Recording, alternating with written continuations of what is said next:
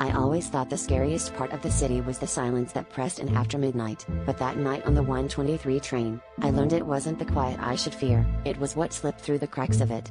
I was the only one in my carriage, or so I believed, until the train rattled past the third deserted station and I heard footsteps echoing from behind me.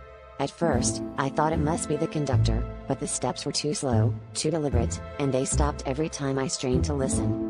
Each new stop, the doors groaned open to empty platforms, but the whispers started to grow, slithering through the air just behind my seat.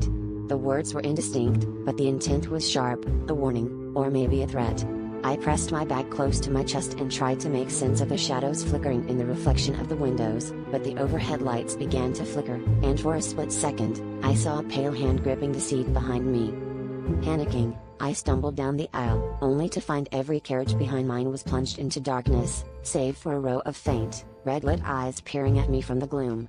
The whispers crescendoed, overlapping with muffled sobs, and I realized the faces pressed against the glass weren't my fellow passengers. They were wrong, their mouths stretched wide, repeating my name in a dozen broken voices.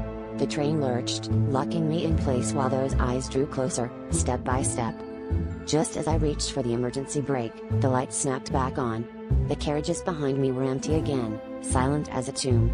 My reflection stared back at me from the window, but something was off. My mouth was moving, whispering words I couldn't hear, and footsteps echoed behind me, getting louder with every stop, promising I'd never ride alone again.